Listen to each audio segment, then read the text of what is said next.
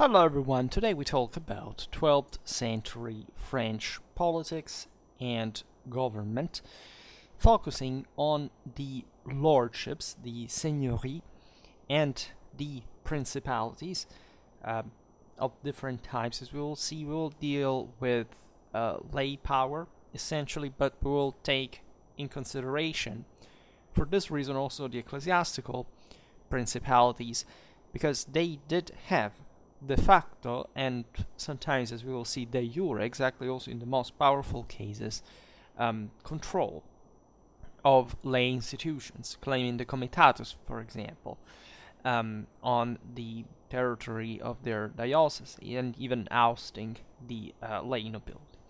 So this is important because we're going to essentially frame the actual structure of Western Frankish political power, and this is useful for all the historical regions that we have appreciated in medieval France more in depth, and we'll consider this further in other videos. So I'm glad that on my channel I managed to talk enough about post-Carolingian Europe and the High Middle Ages in general, in function, in fact, of the political disgregation that had followed the collapse of the Frankish Empire.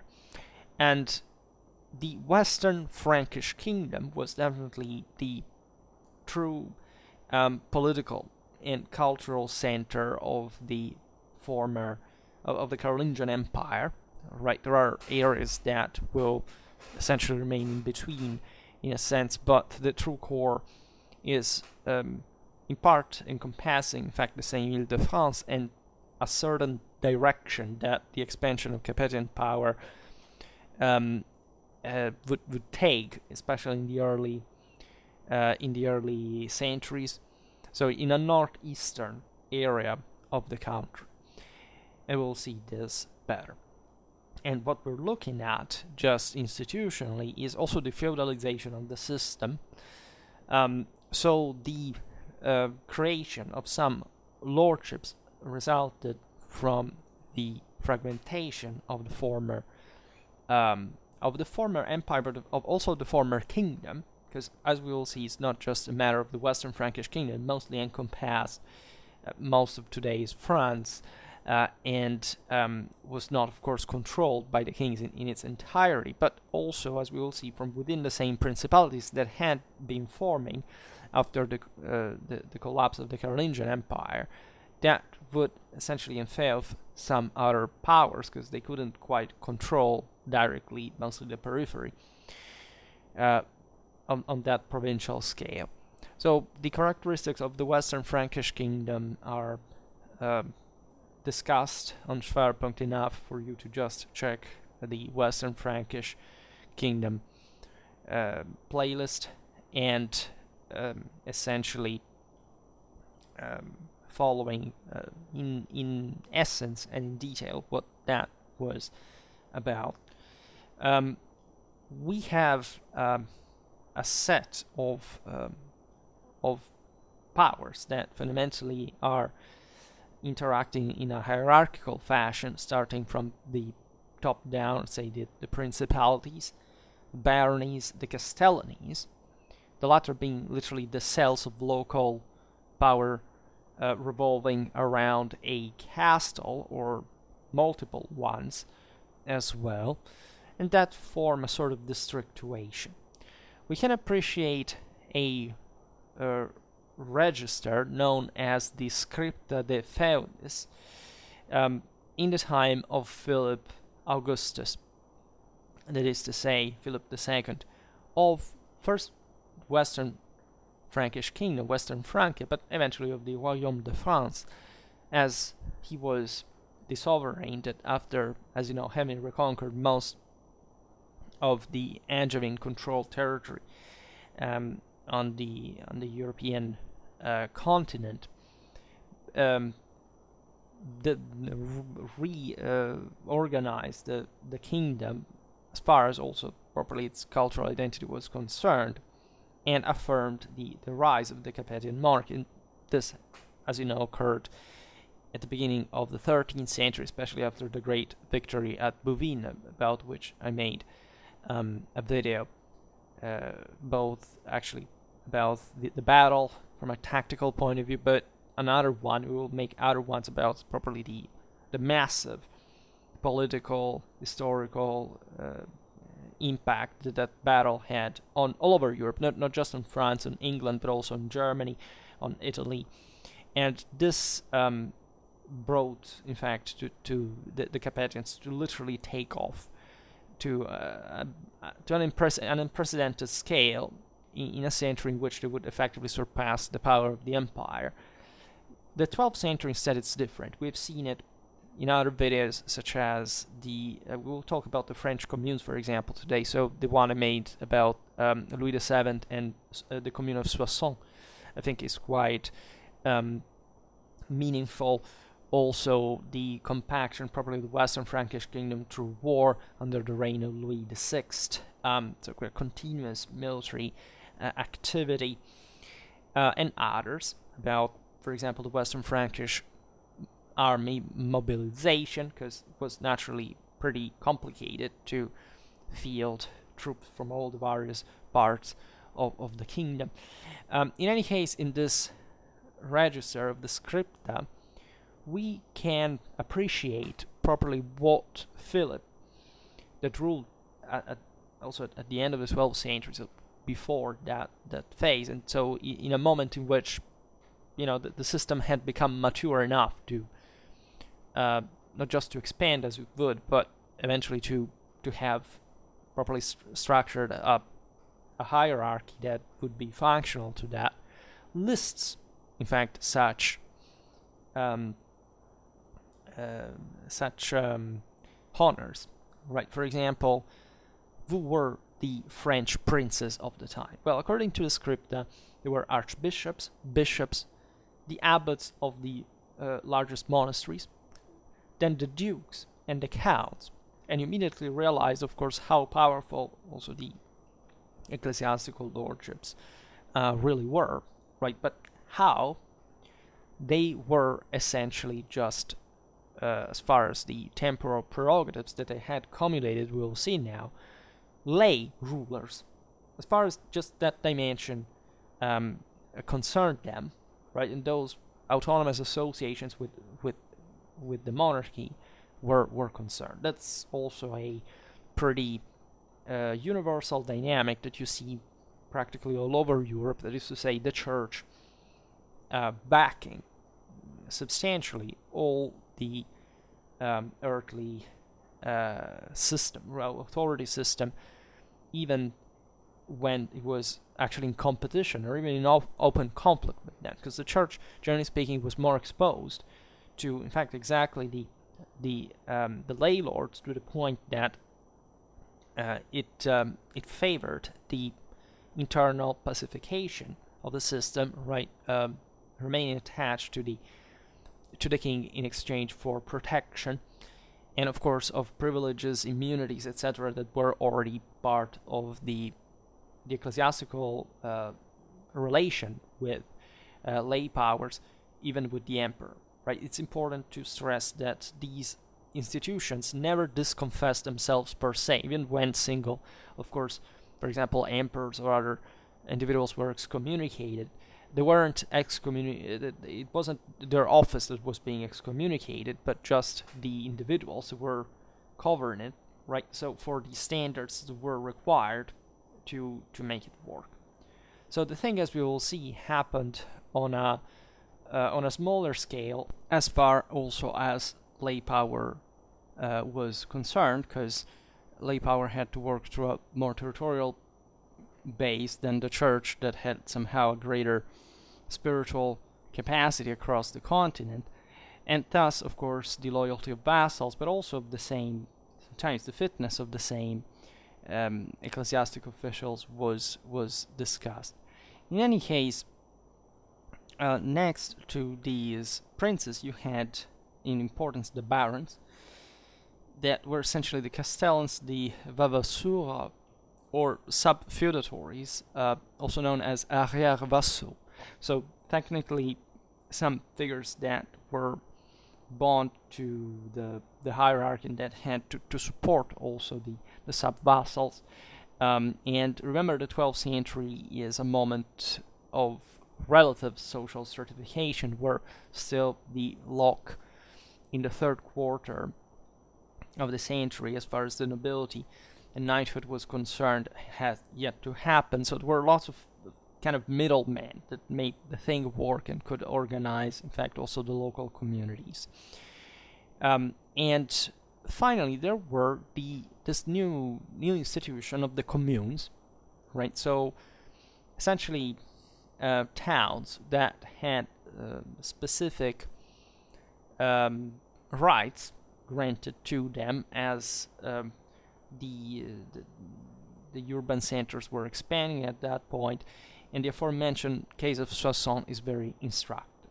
Now, northern France wasn't one of the most urbanized areas in Europe. I mean, certain centers such as Paris, other Roman cities around, think about Rome, there are centers we will see now were important, but essentially in this very area, it's Paris that is already, since that century and even before, kind of, swallowing the entire surroundings. So the process of conferring some communal rights to various centers in the 12th century, as much as 30 communes, as a matter of fact, must be considered, as we will see now, under the light of what this meant from a strictly political institutional way. It's not to say that necessarily were particularly powerful, actually at all. Sometimes this process came not from an autonomization of these centers, but actually of the simplification of the way other lords were controlling them, right? In fact, the communal rights were conceived as a sort of transfer of seigniorial powers to certain urban communities that could be thus represented by a mayor, some jurés. So a head that could essentially respond to the sovereigns, and a council of the most important respected individuals of the community, and in practice this meant substantiating the control of a community on herself, which naturally in the moment in which she was expanding was easier, right? Other towns, say that the majority of these centers were essentially very loyal to power, right? They didn't have a history of conspiracy or revolt.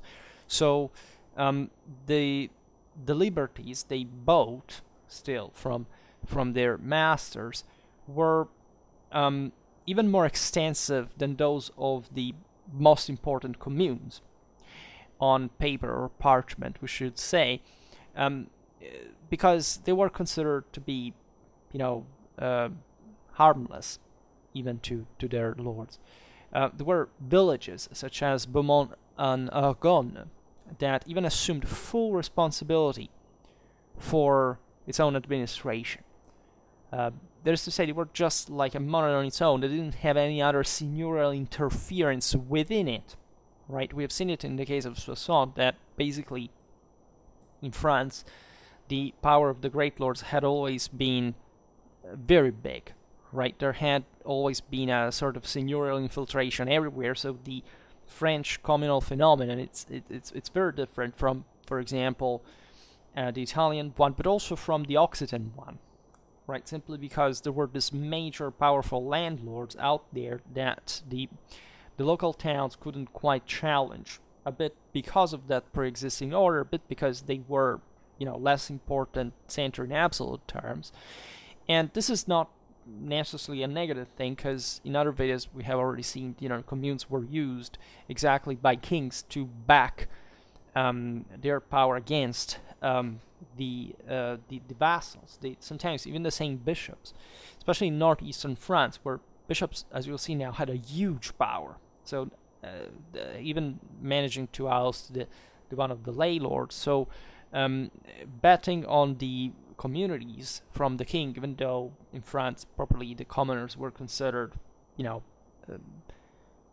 can't say less than nothing, of course, but in a way that, in such a deeply aristocratic system, was definitely not considered to be able to rule or having any broader independence, right? So is also quite meaningful, right? Because it reflects literally the degree, paradoxically, of feudal power, rather than, in fact, the communal one per se. So don't be fooled just by their rights, because they are, illustrating actually something else. In fact, most settlements were actually satisfied with judicial and economic privileges, and left the task of governing them to their lord. This is also typically French.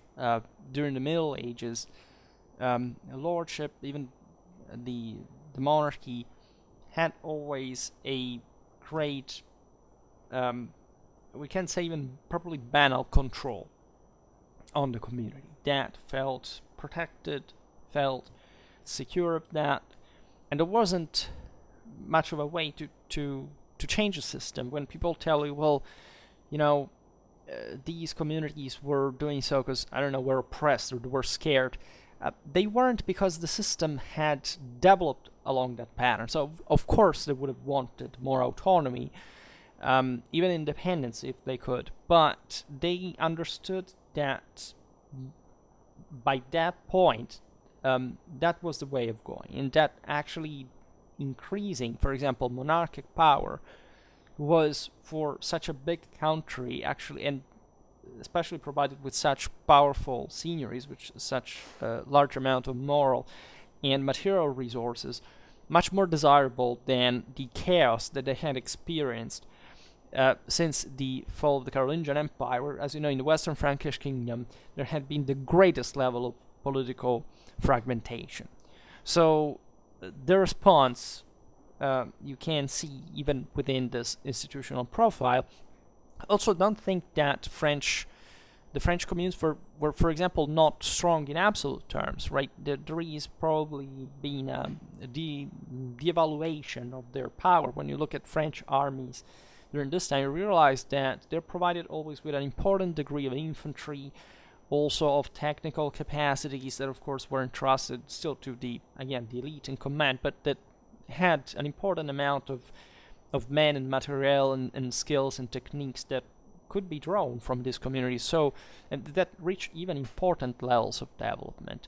And naturally, the same Capetian dynasty was grafted on the Ile-de-France, and so Paris, whose bourgeoisie very soon realized that, for example, it was not important just to demand too much in terms of, for example, like controlling the entire, say, look at the marchand de l'eau, for example, the trade on the Seine was very important, and these merchants were very powerful in the city. They would just essentially manage a part of that, right? Well, the monarchy was actively controlling most things, and they were fine with it, right? They had still a political leverage, but they also, of course, benefited. Just think about, the economical stability of a powerful monarchy from such order.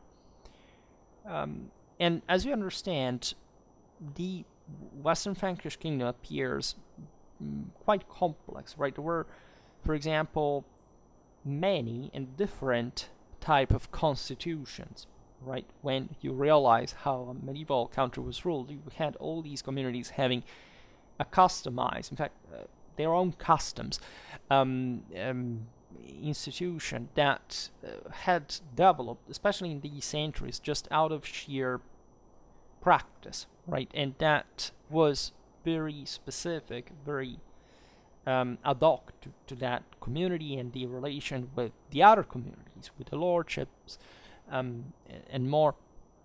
So the the degree of such variety can reach. For example, the existence of a true city republic. That is something you don't think about France that much. It was, arguably the exception that confirmed the rule.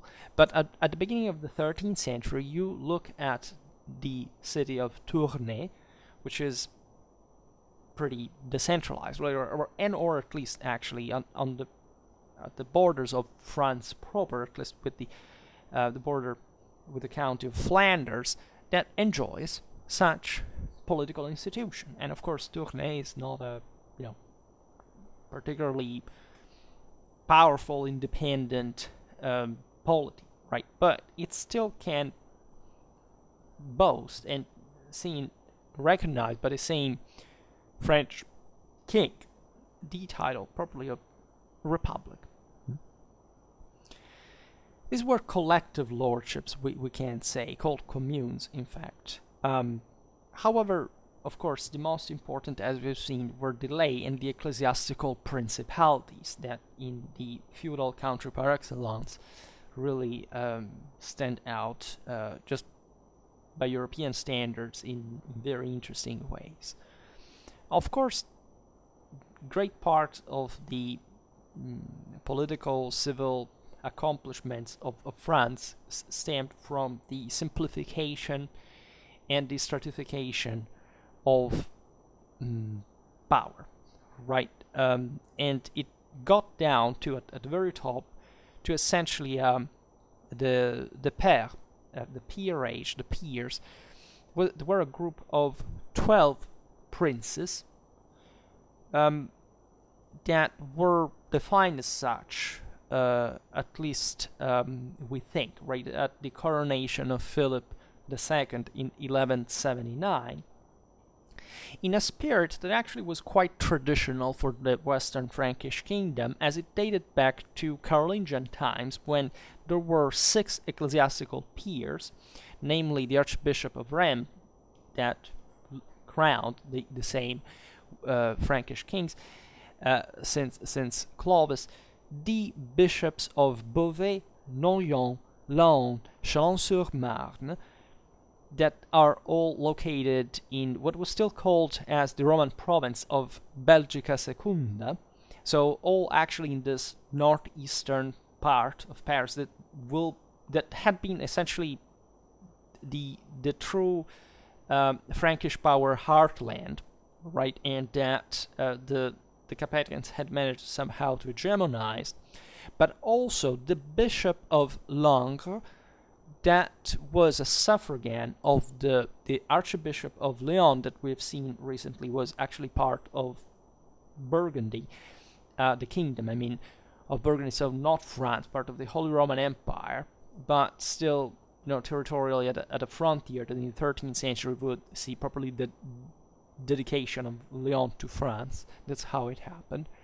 That was, in fact, in historical Burgundy, what was still called, in this Roman administrative fashion, Lugdunensis Prima. This I think is quite important, because looking at these ecclesiastical peers, we're actually looking at some of the most imposing columns on which Capetian power rested. And it's basically, and I made a video about this, the same Frankish Burgundian heartland that de facto the Carolingian and also Merovingian power was about, right? We will see now there are other areas that were part of the Western Frankish kingdom, but that, let's say, before, say, during the migration era, when the Merovingian power was established, were not technically, in fact, Frankish, right? Such as Aquitaine. The same Burgundy, actually, this is the only exception, but Alemannia, for example, wasn't a true power base of the Franks. Burgundy was importantly assimilated, in part because of the relative weakness of the Burgundians, but also the good location they had on the Rhone Valley that connected the Frankish courts with the Mediterranean. Also, the fact it was an importantly civilized area, it was deeply Roman in many ways, and thus it was kind of easier to control. So from the north, and other reasons now we can't simply digress on.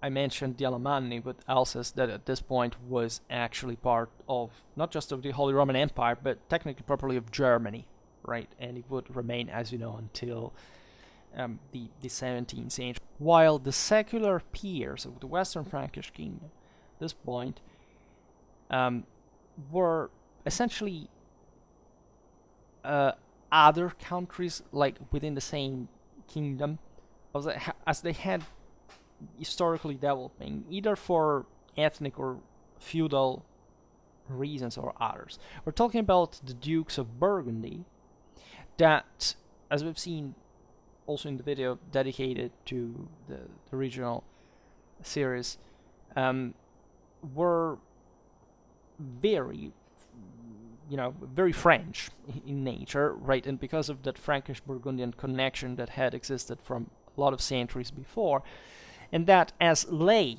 lords, right, secular peers, they actually were establishing some prerogatives that would make Burgundy a sort of state within the state, and that could not be properly annexated by the French as properly as royal territory, right? It's interesting again that we see the bishopric of Langres being an ecclesiastical peer of France, so it's as if that was the French foothold because it was church, right? And the royal foothold because it was church, and that had decided to side with the king and not lay lords.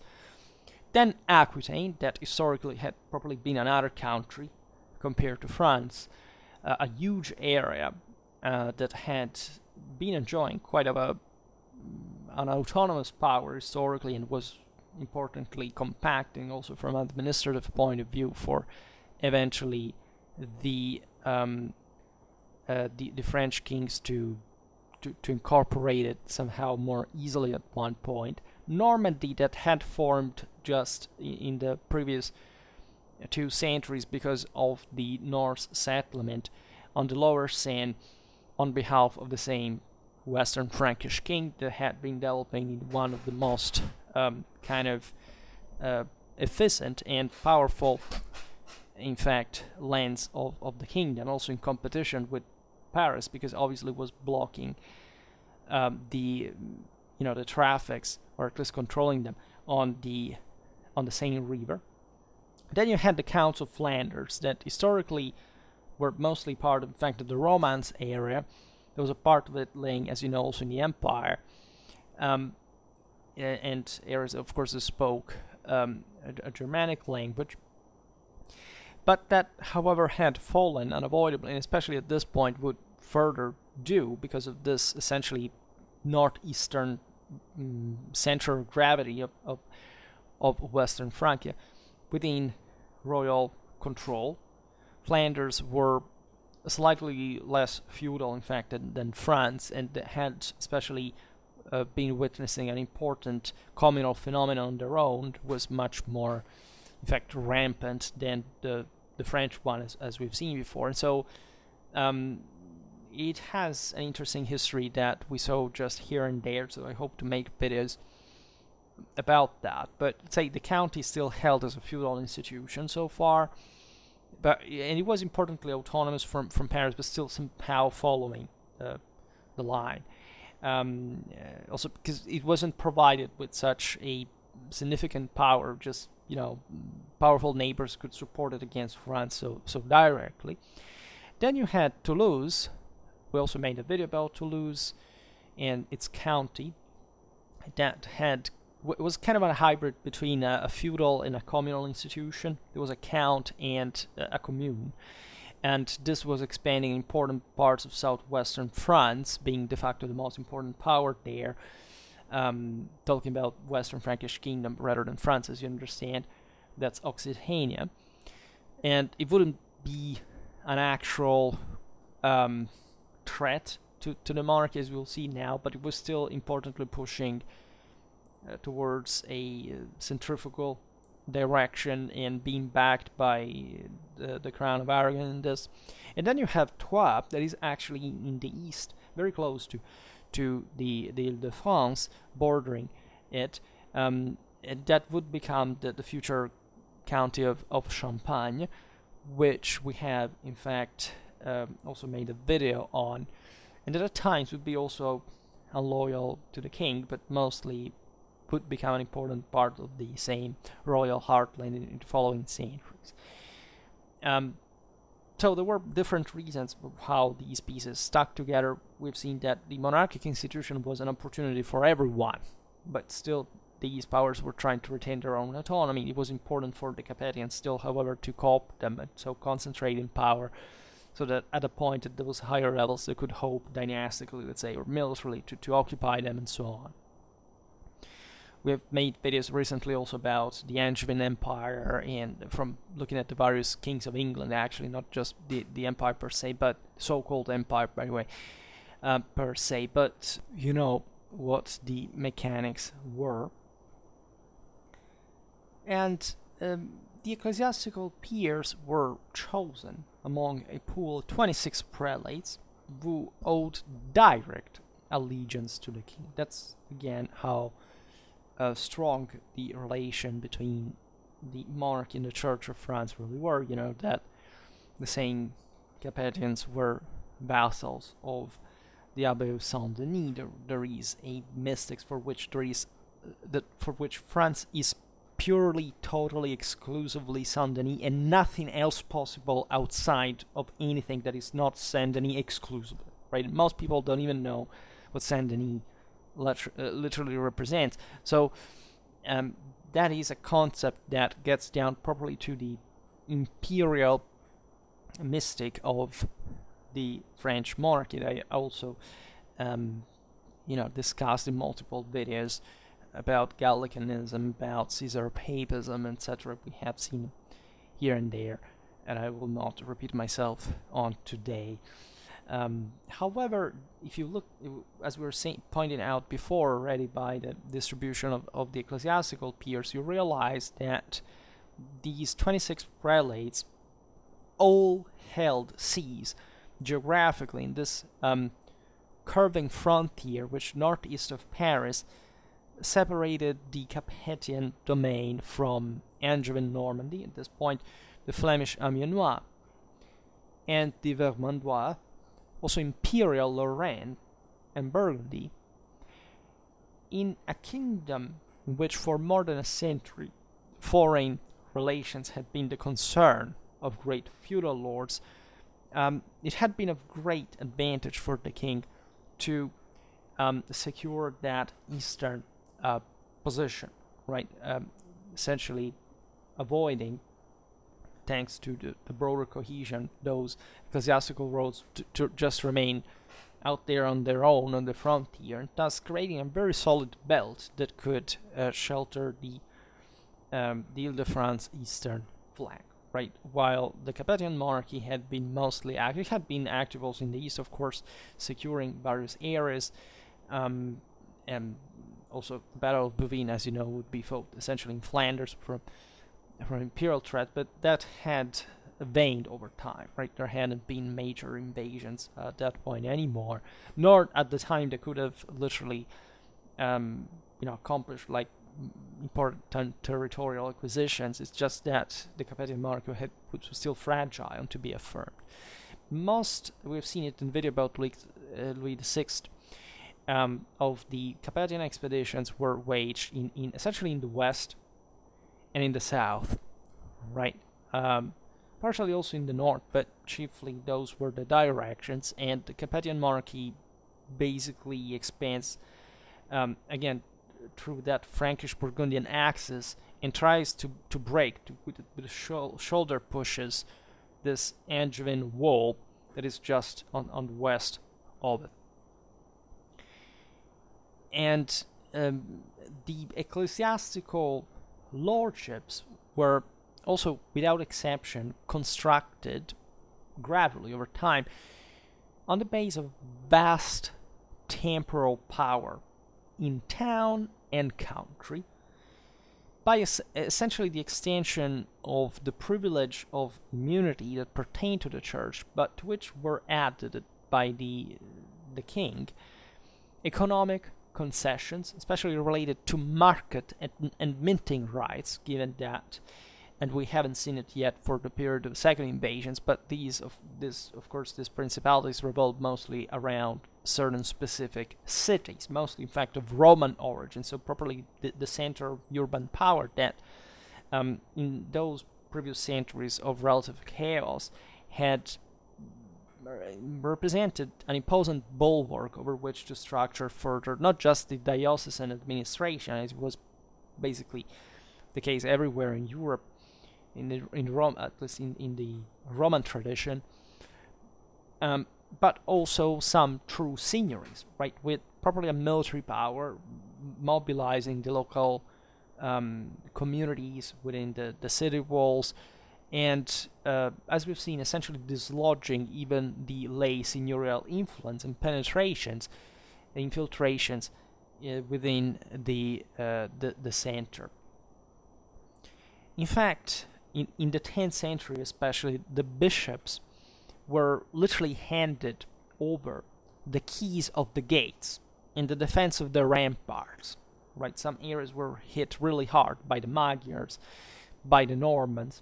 Right, so it was clear that by the 12th century, those prerogatives that, of course, had been shrewdly maintained and secured, made this powerful ecclesiastical lords as strong as the great secular ones. There is a certain warlikeness as well of these principalities. At Chalon-sur-Saône, episcopal power was exercised over an 8-league radius, right? So something like 20 kilometers around the town, which doesn't mean necessarily that these powers were able to simply enforce their power everywhere homogeneously. But this is true also for the generality of city republics at this point still, right? Even though some have objectively started properly to incorporate an important degree of powers within the countryside. France is somehow still more traditional in this, but the scale of the seigniories is really remarkable. Of course, they were very extended. They didn't just have a control on the base of these cities.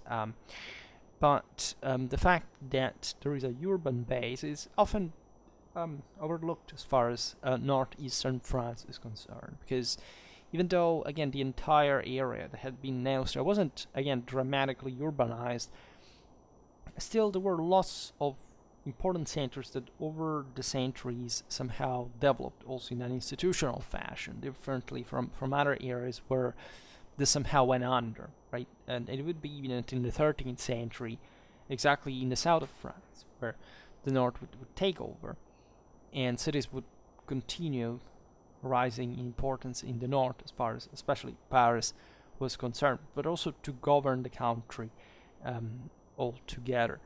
And then it's mostly in the modern age, contemporary era, that Paris literally levels all the other major centers in France, like the around them especially. Just Lyon and Marseille, even still today, stand out just as major centers compared to Paris, right? And obviously smaller than it. But it's a process that started back in the day. At the end of the 12th century, the area around Reims that was subjected to the archbishop's jurisdiction, you see it's not the entirety of it, was bounded to the 5 fortresses, so the importance of castles still in the areas aside from just the city control, of Courville, Cormicy, Bethenville, Sepsol, and Chemouzy. And this formed, as you understand it, an important fortified net that from the city could reach these various parts of the country with important castle. Consider we are in the 12th century, so these are areas, actually the areas in which there is most use of, not much most use of stone, because that was primarily in southern Europe, but say, the places where the seigneuries were so powerful they could start building larger castles and investing also in all stone structures. Some of these fortresses do not even properly exist anymore, but we know them archaeologically to have been important for 12th century military engineering standards. So of course the bishops were involved in the supervision of these works. They knew, of course, their concrete power, and they had their own vassals, their own knights. It's not surprising, given this immense power, that in the 12th century some prelates in France begin to assert that they held the comitatus of their city. Right? They had never properly been entrusted by law, because that was practically unknown, except for the Italian city-states that had basically hijacked the comitatus, claiming to act on behalf of the bishops, because back in the day, the Ottonians had fundamentally invested just in the peninsula. In fact, the dioceses with the bishops properly have the control of the district, of the comitatus per se.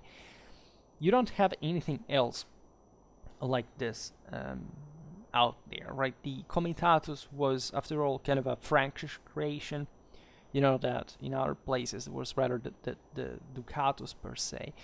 And it corresponded to the districtuation still coming essentially from Roman times on the base of the same diocese, but had belonged to some, in fact, lay officials appointed originally by the Frankish king to rule side to side with the bishop as well. Thus, in these lands of Frankish tradition, there had never quite been so far the idea that a bishop could control just the comital power, right, or simply assuming it on his own, right. Instead, at this point, these archbishops are so powerful that they can't simply claim it. For example, this happened as early as 1015 at Beauvais, in 1023 at Rheims, in 1065 at Chalon-sur-Saône. And these are moments in which, albeit the Capetian dynasty is already installed, as you know, from the end of the 12th century, still not completely firm, and especially cannot quite control these cities per se. And that's why these bishops were granted even more power by the kings, because they were essentially acting as intermediate there and bringing, say, supporting the royal side in the process for their own interest locally to control, simply from a comital standpoint. And the main reason why they actually claimed the comitatus formally is that they had been struggling over the centuries to remove, as we've seen, those secular counts from, as it was said, intramuros, that is to say, within the city walls, supported by the king, and thus with the complacency of the monarchy, also as far as this institutional overlapping of the diocesan and comital power were concerned. And this set a model, right, that, as we've seen, the dates are the 11th century for the major archbishoprics, but it happened the same, for example, at Mende in 1116, at Le Puy in 1169, and the same in Langres in 1171. And this naturally, again, advantaged the same king. As we've seen, Langres was an important foothold in Burgundy. So in areas that were also importantly distant from that northeastern belt of principalities. The Gregorian reforms are parallel to these mechanisms, and they had, as you know, distinguished clearly between the temporal and the spiritual side of the story that, as you understand just from these comital accomplishments of the bishops, were somehow blurred, because everything was seen in a very private fashion, especially in the Frankish Heartland that had always nurtured that kind of ambition. in a cultural, political sense.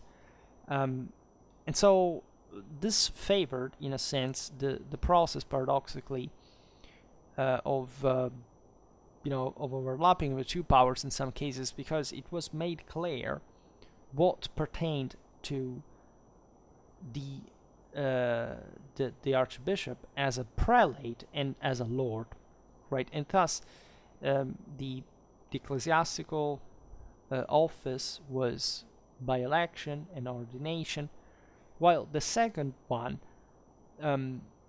entailed a power of justice and command by investiture of the king. As I understand, it was a cooperation also between Rome and Paris at this point, because France, a strong France, granted an important counterbalance to Germany, that in the 12th century is the most powerful polity in Europe with the empire and all. There are the wars of the Lombard League that the Pope supports in Italy against the Germanic emperor. So it's a very important interest of the two sides involved to strengthen the unity between the lay and ecclesiastical power in France. That already again was well based because of paradoxically an ambiguity that the popes were trying to discipline somewhere else, especially as far as the relation between the papacy and the empire were concerned. This was, as you understand, a great shortcut for France in a way. But this laid just in the essence of French princely power and how it had developed also from an ecclesiastical point of view. So it was easy to acknowledge, for example, a feudal dependence on the king from the side of the French upper clergy in this process. There was always a precarious balance between the two offices because there were conflicting interests sometimes. There were attritions actually between the king and the archbishops in many cases, right? And sometimes the attrition was just between it was just spiritual in nature, like how far could go, for example, the faculty of command, right, and the spiritual standard. For example, during the Battle of Bouvines, we've seen it during the tactical explanation. The Bishop of Beauvais, Philippe de Dreux, smashed, an opponent, one of his relatives, on the field with a mace, right? It was normal, actually, by the 12th century to have warlike bishops, right? We've seen them, particularly in Germany, when the situation was so much less, in fact, under control by the national monarchy, that some of them just were obliged to be pretty warlike, and some ecclesiastical lordships were impressive. It was said that Fulda, at least in the 13th century, had even 20,000 armed men, maybe too much. But consider that these were at least major lordships, and of course it was difficult to mobilize the resources all at once. I mean, it's not distant from reality. In Germany, especially, the bishops and the emperors had developed their own ministeriales, so served knights that would even surpass in numbers the free ones in the country. France didn't have much shortage, kind of feudal power. If anything, there was even too much. So they were, generally speaking, in fact, the lands of oldest feudalization, and thus also of hierarchization, which is a bit the paradox of this kingdom, that is the first one to fragment politically, but also to hierarchize on the longer run, and to compact in the most powerful one in Europe compared to others that had been somehow more stable, just per se. and that didn't quite have much of a very strong monarchic power instead. So it took a lot of time, but the forces had always been there. In the 13th century, especially when, of course, a lot more of resources and money come around, the episcopal houses were transformed into episcopal palaces, right? There is no doubt about this. This was a common feature also with the same papacy. Think about all the beautiful residences slash fortresses, as a matter of fact, around Rome, and the fact that eventually the 13th century sees the full marriage between the papacy in France, also with Naples, and the development of, again, at that point with Capetian power, it was enormous.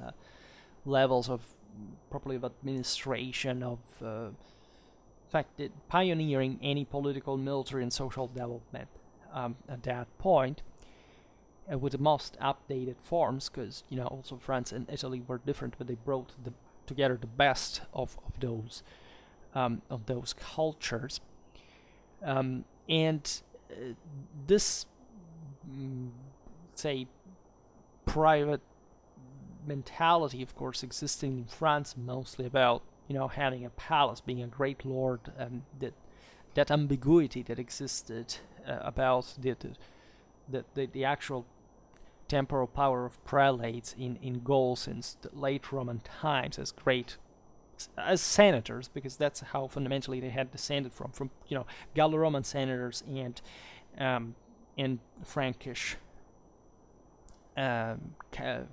counts, right, military leaders at least, and essentially becoming the perfect hybrid between the two, brought two other bishops that could claim a ducal and comital power, respectively the bishops of Rheims, Laon, and Langres, and the ones of Noyon, Beauvais, and Chalon. Right, so they were properly calling themselves dukes and counts, even though they were bishops. Right, and yes, they had, as we've seen, the comitatus part on their in the district where their diocese stood. So in the actual secular, office that was confirmed there by the kings, but they presented themselves as rather, this secular force than a merely spiritual one, right? Naturally, passing to the secular peers, we can appreciate, as we were doing before, the traditions of these countries. The duchies of Aquitaine and Burgundy had been former Carolingian kingdoms, albeit quite different, as we've seen in nature, right? And especially they had contracted during the 10th century, just as the broader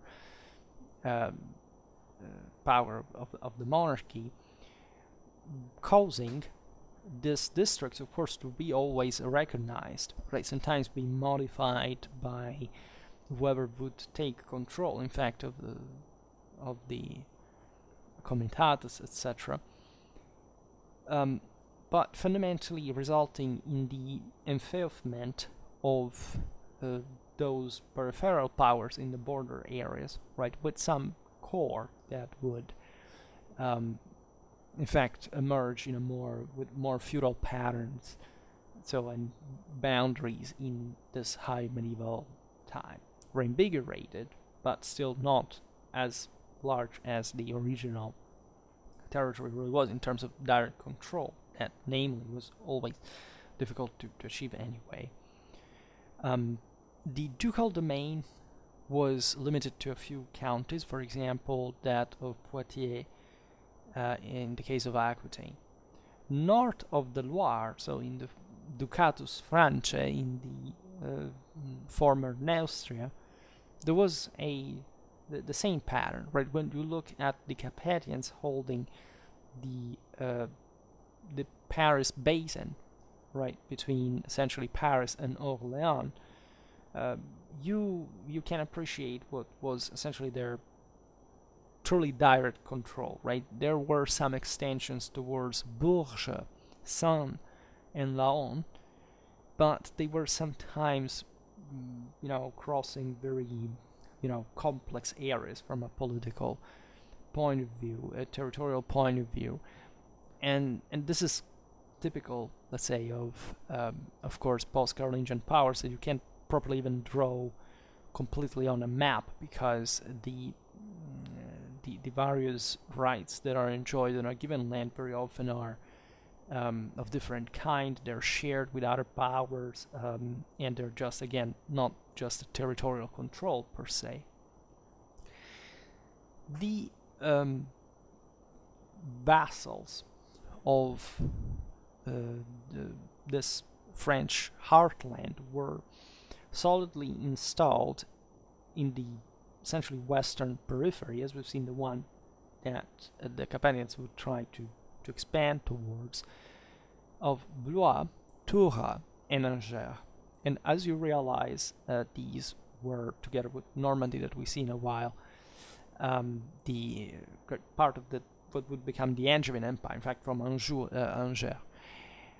The county of Flanders was considered now as a separate country, as we've seen from Francia, Francia historically meant, right? But they were unstable to the point there wouldn't be any, recognition even of this entire vassalitic power, this capable of being enforced before, in the case of Flanders, the conquests of Philip Augustus, that somehow reinforced the connection with Flanders as well, that fundamentally remains under France, as we've seen actually in a bit about 14th century Flanders, but talking importantly about what had happened in the previous one. Then there was Normandy, which included the ecclesiastical province of Rouen, counting 7 bishops that, however, were firmly kept in check by ducal power.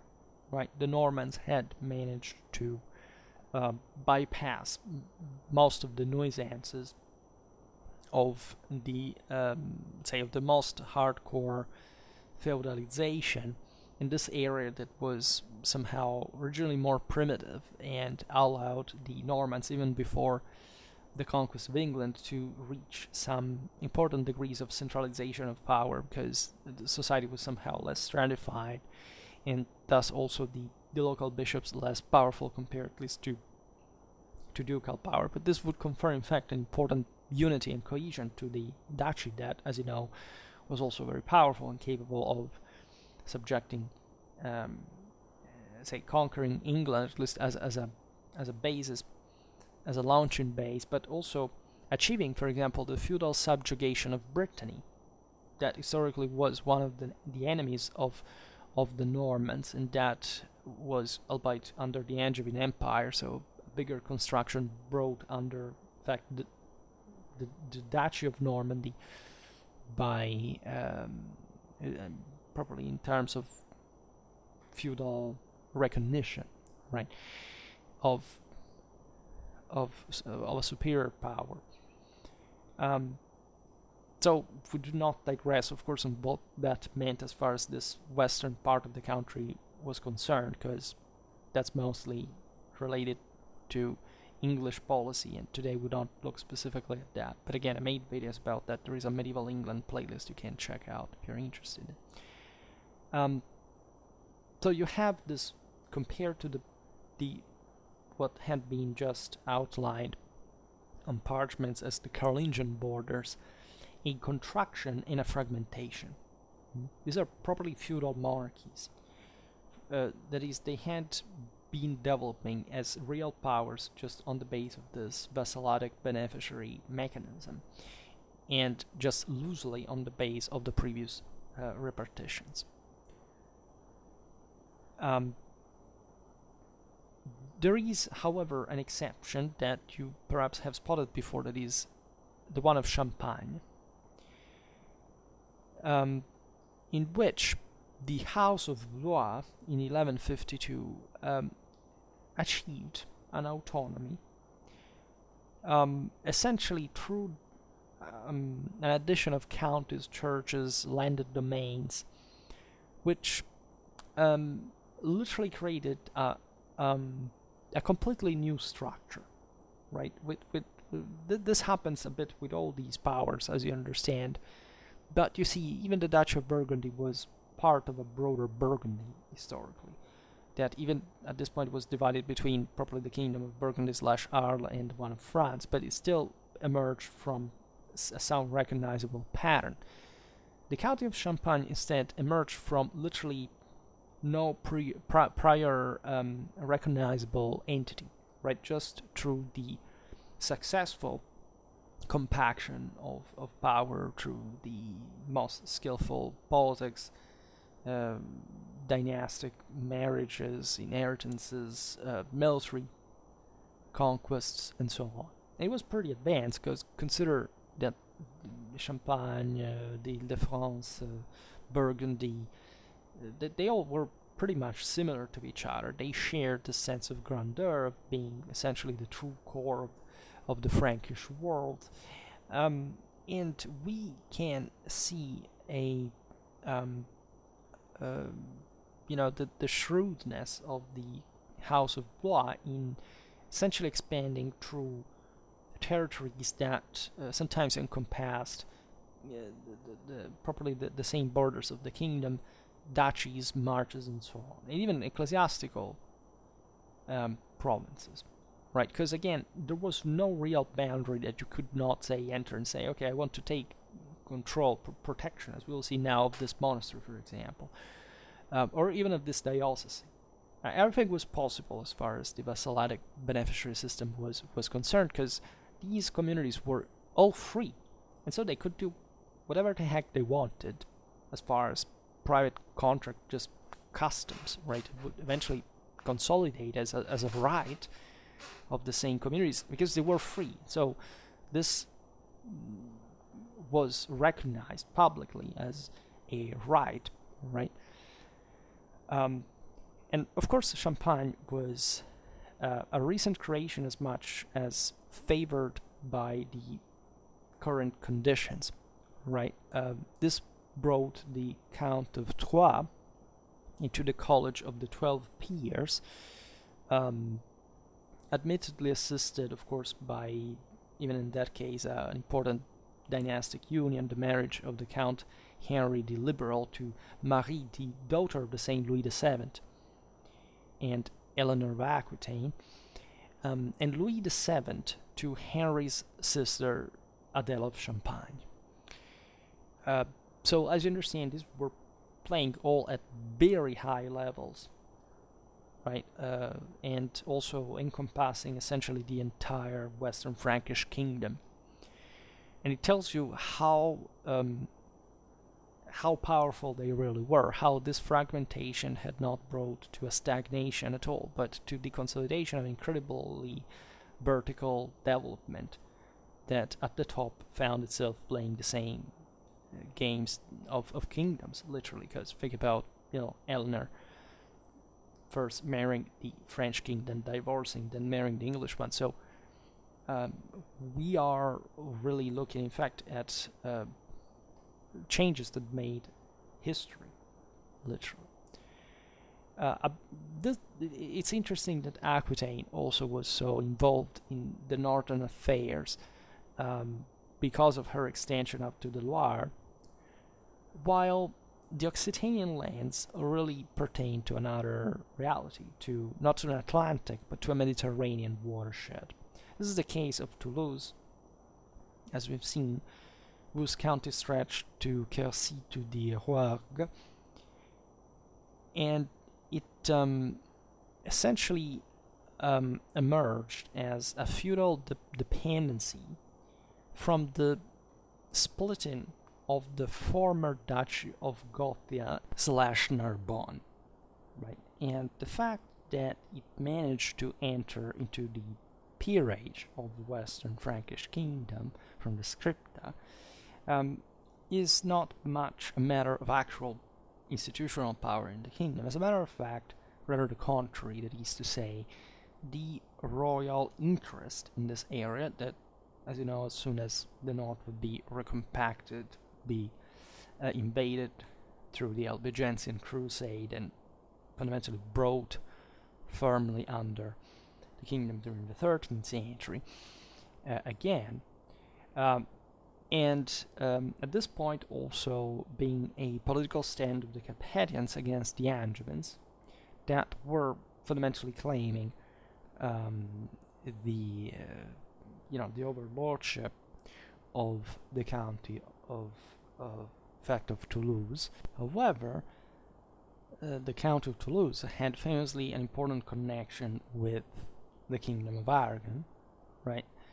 That, as you know, through Catalonia, at that point had an important influence over essentially most of the southern Gallic coast and part also in the hinterland, especially as far as Toulouse was concerned, right? And the point there is that Catalonia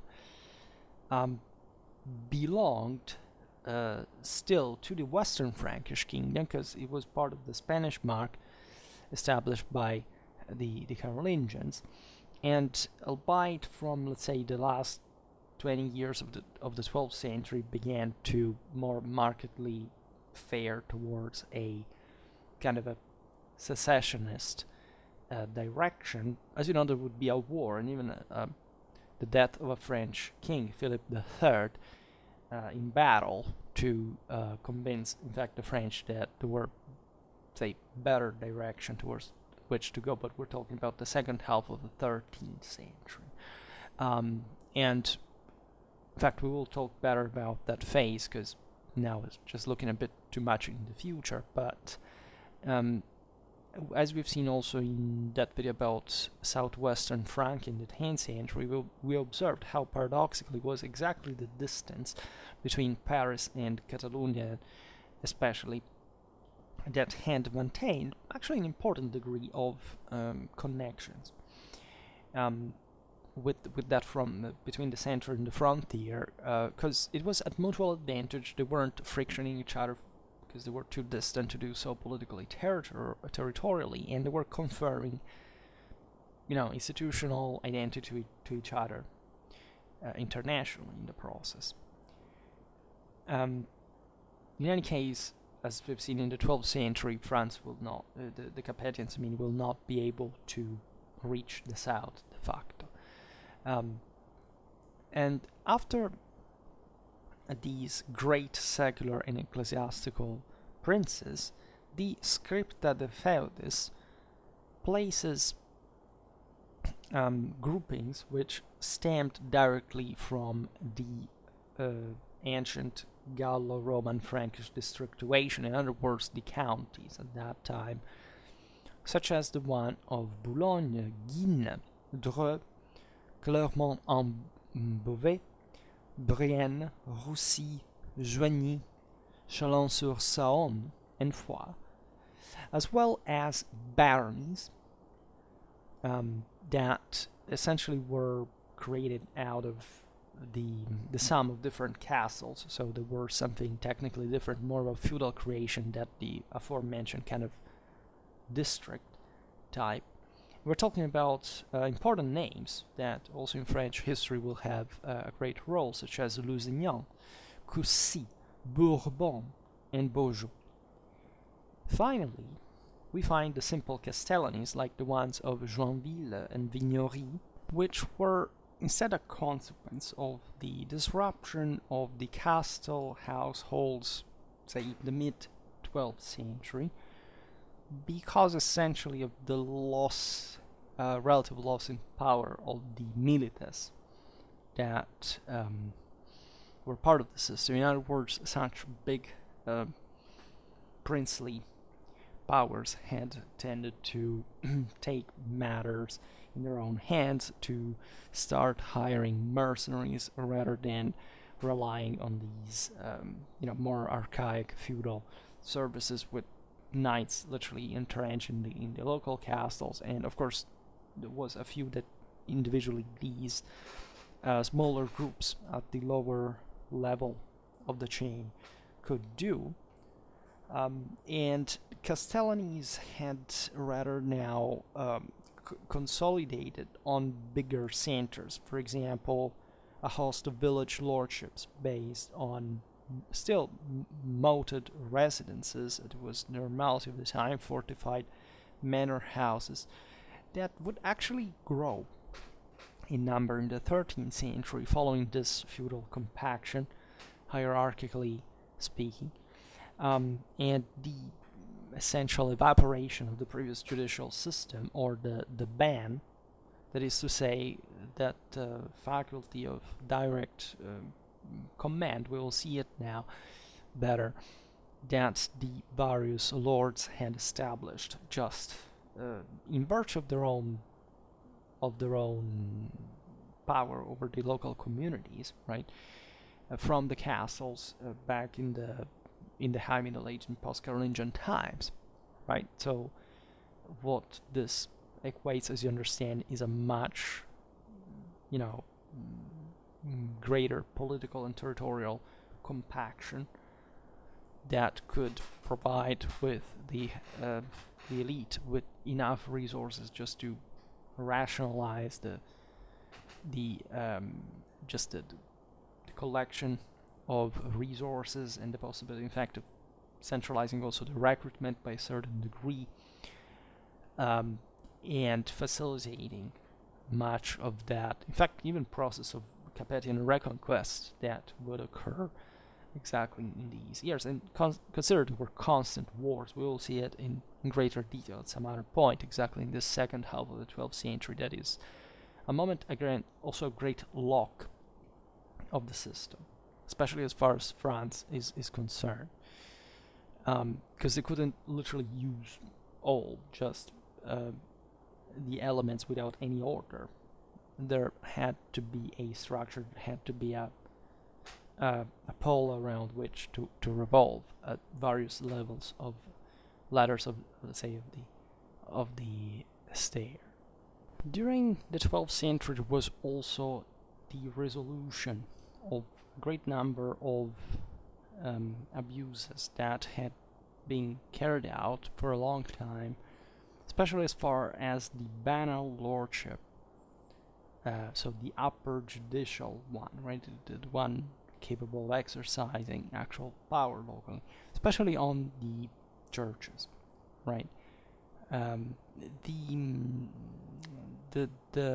at least most of the mechanisms that had brought the lords to trick, right, the ecclesiastical administration by, for example, prolonging the vacancy of a see just because it was under its own ban, in order, for example, to collect the revenues.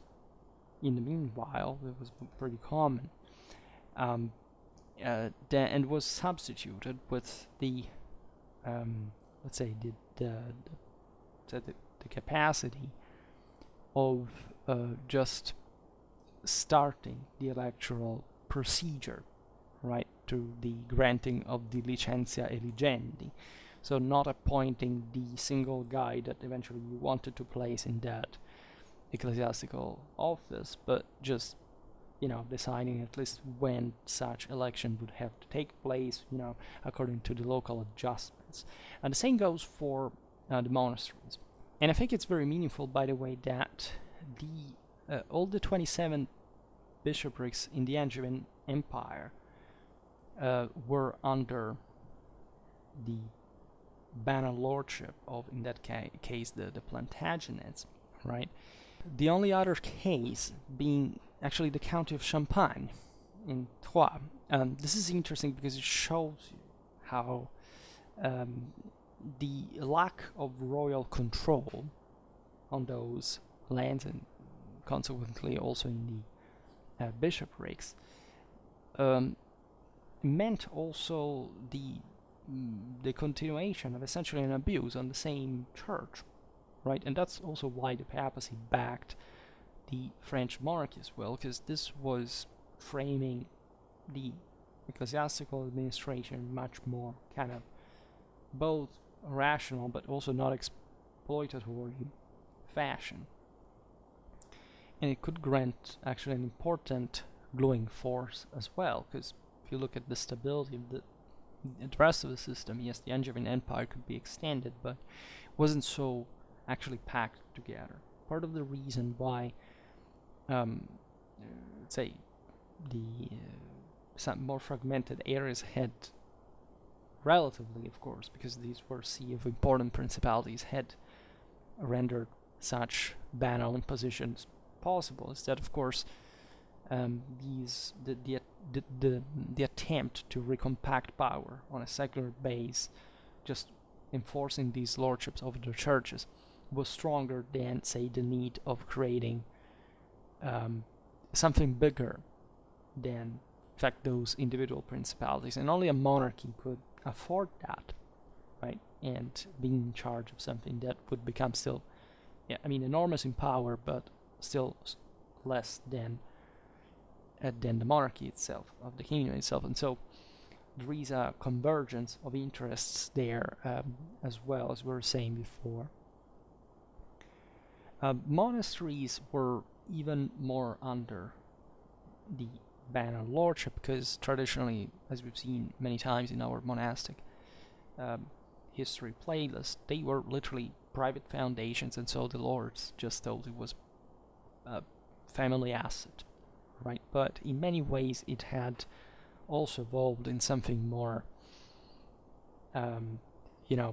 imperial nature. Over monasteries that didn't have anything to do with the previous foundation by the guys who were claiming that the banal control on them. And this state of affairs was modified throughout this period by essentially releasing from the ditio, that is to say, the domination of the monastic holder, in order to benefit from his protection or tuitio, right? In other words, you could essentially keep controlling these monasteries only as long as you recognize that you didn't have a banal lordship on them legally. And this may seem but what did actually change? Well, it did change a lot legally, because it allowed these monasteries to simply create different boundaries without being simply obliged by the local lord. And these lords, by the way, were quite dynamic. We'll see now that they controlled a lot of resources locally, and they had also pretty authoritarian means to direct the local communities. So up to this point, it seemed all normal, per se, right? And the monarchy was growing to a point that would play on this dynamics to unhinge these communities from the previous lords, and the fact of bringing them under his control, but in an institutional way, not by simply affirming like this is just a banal control. Now there is a degree of autonomy that serves even under that power to maintain the system functional, because otherwise the centers would have been choked, right? Instead, this was a moment also of enormous growth, and it's the same centers that kind of needed them and favored the royal policy in that regard, to free themselves of more imposing local figures. So again, the banal lordship, I made videos about it, but it has to do with the execution of high criminal justice that the ecclesiastical rulers cannot afford by definition. So that's why they needed this advocates. We've seen it also in Germany, right? And the power also in there, the contrast between bishops and lay lords and so on. But it's also a much more directly military one. It's, for example, the right of summoning the feudal host or building fortifications. A monopoly which, telling the truth, was not very respected, because it was difficult also for the most powerful local lords to just control everything.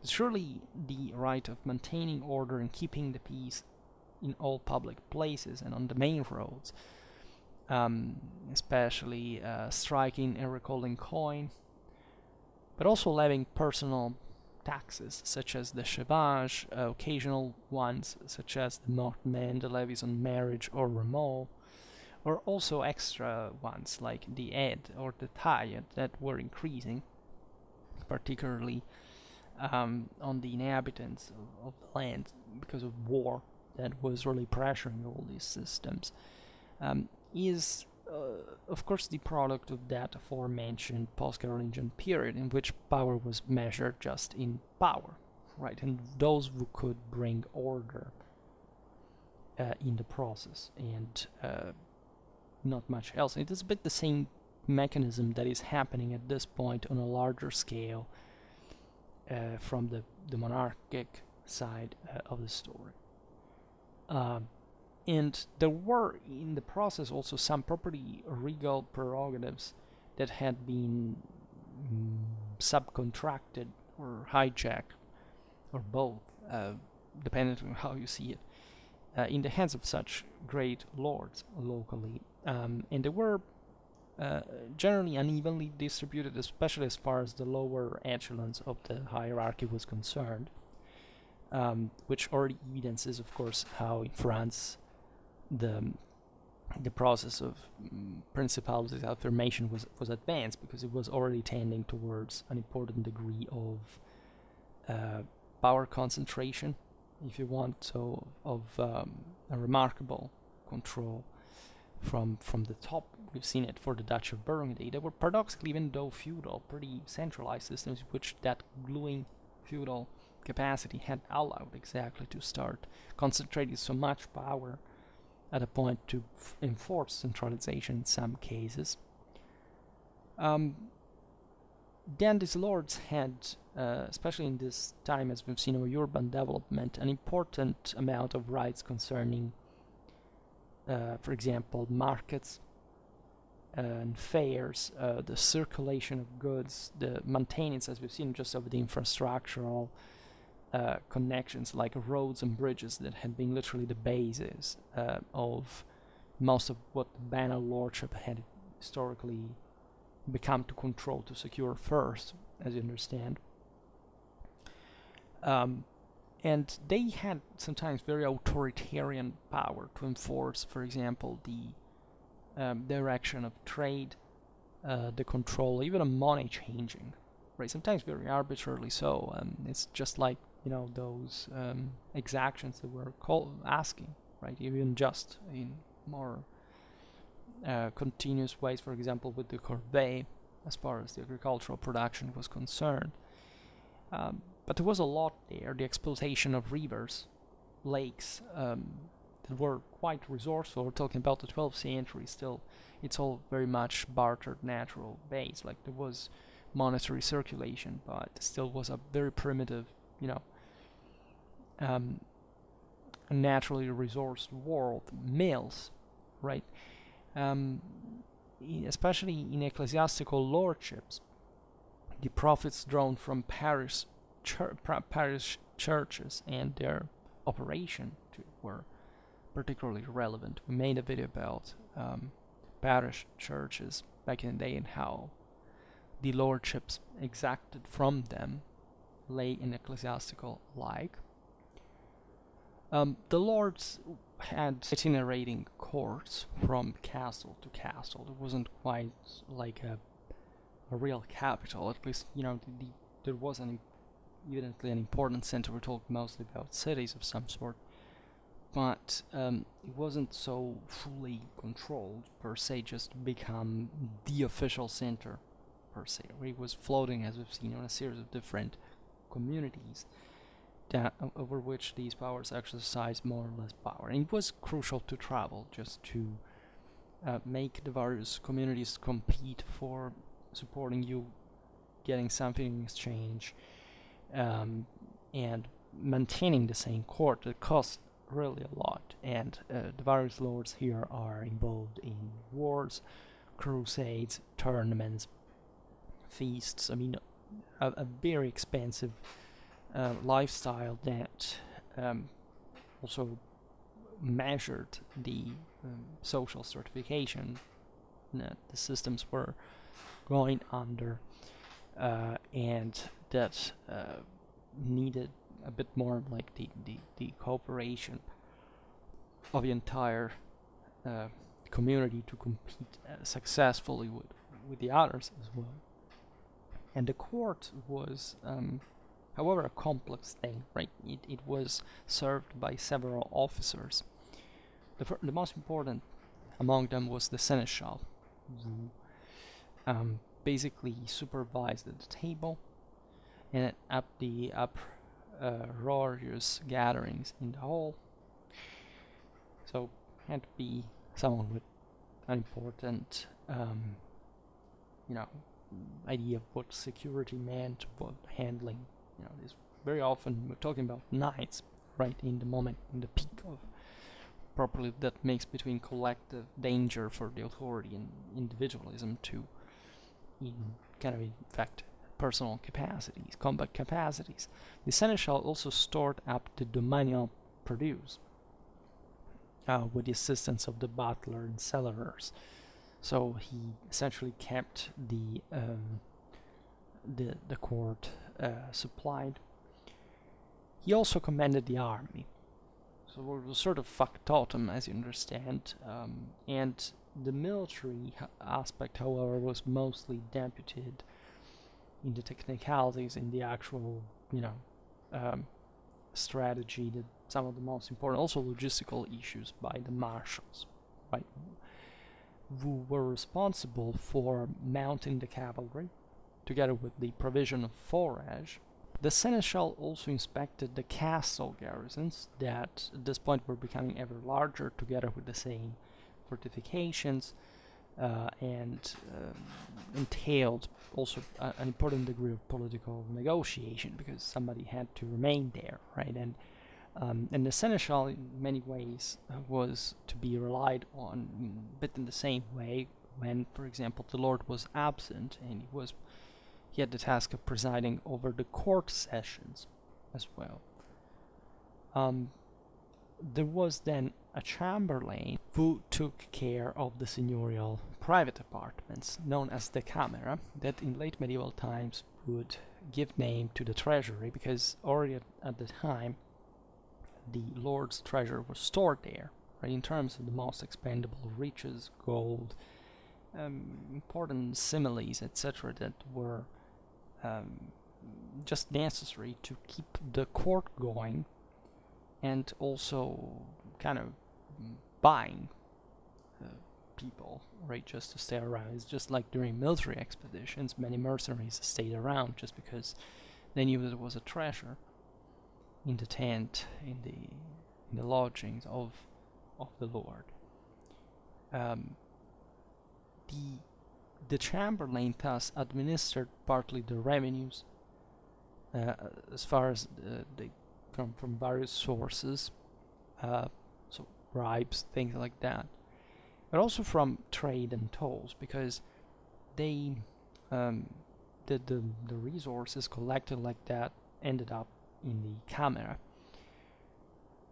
There was an important control of the chamberlain on the guilds of the lords, communities, that naturally were the ones that would provide more easily large amounts of money. We're talking about merchants, so people who had a lot of cash available and that naturally wanted something in exchange, with subcontracts, etc. And this would help in the administration, of course, because it was all kind of locally tied in one way or another. Then there was a clerk who had, as you understand, mostly administrative functions, mostly as a notary, but was also, in fact, that's where the term comes from, a priest, right? So he could be essentially the court chaplain. And he had also an importantly literate individual in the office of chancellor most of the times. He would seal documents, and as the written legal instruments in the law courts began to gain momentum, at this point his function was greatly enhanced, even though essentially in the next century especially at the lower levels, would be ever more kind of lay administrators.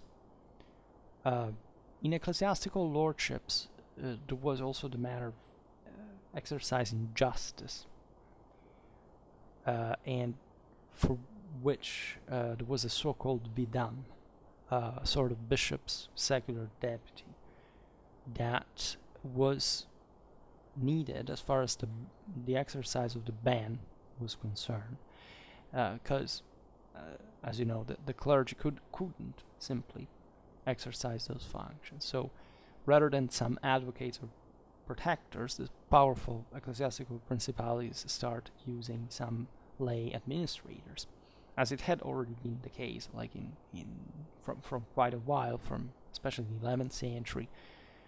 But at this point, especially in France, it really appears on a greater scale. Naturally, there were some subdivisions of the same administrative space that, as we've seen, could be also pretty large, provincial scale or more. And the generic term to call the local administrators was the prévôté.